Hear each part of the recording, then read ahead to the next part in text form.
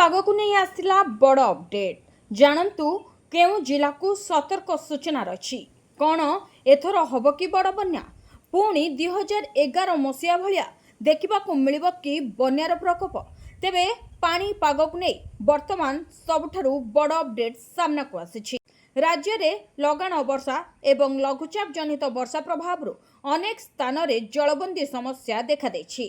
तलिया अंचल पानी घेर रही लोके तेबे कौन रही एने संपूर्ण अपडेट आसंतु नजर पकाइबा एही रिपोर्ट उपरे। बंगोपसागर रे सृष्टि होइतबा अवपातर प्रभाव रे पूरा राज्य रे प्रबल रु अति प्रबल वर्षा हेबा नै आशंका रही। तीन राज्य में भीषण वर्षा नहीं सतर्क करिछि आंचलिक पाणीपाग विभाग। सुंदरगढ़, केन्दुझर और मयूरभंज एही तीन जिला को रेड अलर्ट जारी होइतिबा बेले 15 जिला को ऑरेंज अलर्ट जारी करिछि पाणीपाग केन्द्र। तेबे से 15 जिला होछि बरगढ़, झारसुगुड़ा, संबलपुर, सोनपुर, देवगढ़, बौद्ध, कंधमाल, अनुगुल, ढेंकानाल, कटक, जगतसिंहपुर, जाजपुर, केन्द्रापड़ा, भद्रक आउ बालेश्वर। सेपटे बाकी 12 जिले में येलो वार्निंग जारी कर राज्य में 20 सेंटीमीटर पर्यंत भारी वर्षा हो पारे। समुद्र अशांत थिबारु मत्स्यजीवी मानकु समुद्र भितर को जीवाकु बारण करा जायछि। जदि देखिबा उत्तर पश्चिम बंगोपसागर रे सृष्टि होइछि गभीर अवपात घनीभूत होई गभीर अवपात रे परिणत होइछि। दीघाठारु 70 किलोमीटर एवं बालेश्वर ठारु 120 किलोमीटर दूर रे केंद्रीभूत होइछि एही गभीर अवपात। एबे एहा पश्चिम पूर्व दिगकु गति करुछि। तेबे बालेश्वर ओ क्यानिंग मध्य अतिक्रम करिवार संभावना रही जार प्रभाव रे राज्य में प्रबल रु अति प्रबल वर्षा हेबा नै आकलन करिछि आंचलिक पाणीपाग केन्द्र। तेबे प्रबल वर्षा और बन्या स्थिति जगु जिला प्रशासन बड़ निष्पत्ति नेछि। 10 जिले में स्कूल कॉलेज को छुट्टी घोषणा करा जायछि। ता सहित कॉलेज रे मध्य पाठपढ़ा बंद रही। केवल सरकारी नुहे बेसरकारी शिक्षानुष्ठान रे मध्य ताला झुलिछि। लगाण वर्षा जोगु भद्रक रे 2टी नदी बैतरणी और सालंदी नदी आस्ते आस्ते फुलुछि। भद्रक जिलार अनेक ब्लॉक पानी घेर रे रही तेणु पिलामानक सुरक्षा को दृष्टि रखी स्कूल बंद पर निर्देश देछि जिला प्रशासन। एसहित कलाहांडी, केन्दुझर, जाजपुर, बरगढ़ और बलांगीर, संबलपुर, सुंदरगढ़, देवगढ़, सोनपुर रे मध्य स्कूल कॉलेज और अंगनवाड़ी छुट्टी घोषणा करा जायछि। प्रबल वर्षा और बन्या स्थिति जोगु जिला प्रशासन पक्षरु सतर्कतामूलक पदक्षेप निया जायछि। परवर्ती निर्देश आसिबा पर्यंत स्कूल कॉलेज और अंगनवाड़ी बंद रहि पारे। तेबे अधिक सूचना पई अभिभावक माने स्कूल कर्तृपक्षक सह जोगाजोग करि परिबे। राज्य रे बन्या परिस्थितिर मुकाबला पई सरकार मध्य संपूर्ण सजग रहिसंती।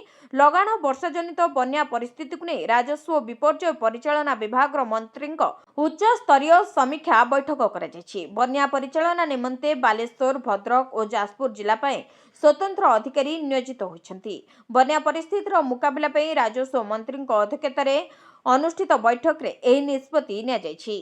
एसआरसी कार्यालय खोला रखिबाकू निर्देश दिया जायछि। राज्य में जरूरीकालीन नियंत्रण कक्ष 24/7 परिस्थिति उपरे नजर रखा जायथिबा बेले नियमित जिला जरूरीकालीन नियंत्रण कक्ष सह जोगाजोग रे रहिछि।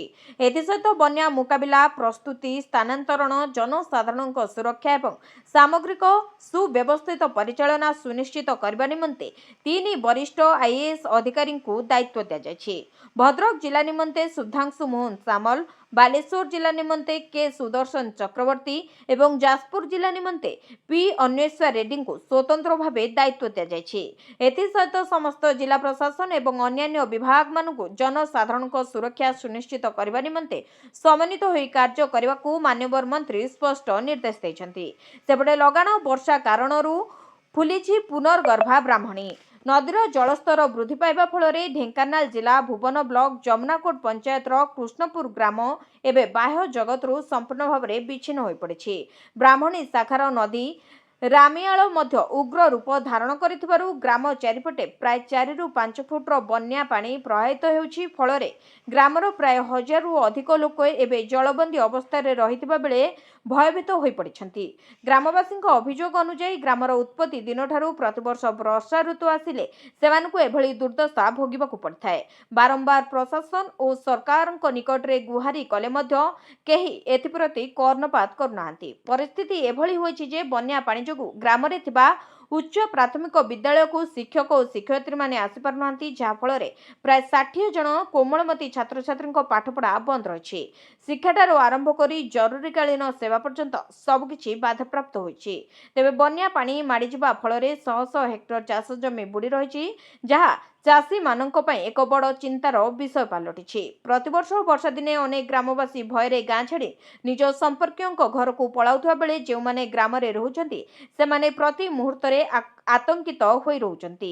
तेबे वर्तमान पानीर स्तर क्रमागत भाव बढ़ुथिबारु प्रशासन तुरंत एही ग्रामवासी को साहाय्य करबा सह समस्यार स्थायी समाधान करबाकू स्थानीय लोके दाबी करछंती। तेबे एही भली खबर अपडेट पई आम चैनल को सब्सक्राइब करंतु एवं पाखरे थिबा बेल आइकन को प्रेस करंतु। भिडियोटी भलो लागिले लाइक, कमेंट, शेयर करबाकू भूलंतु।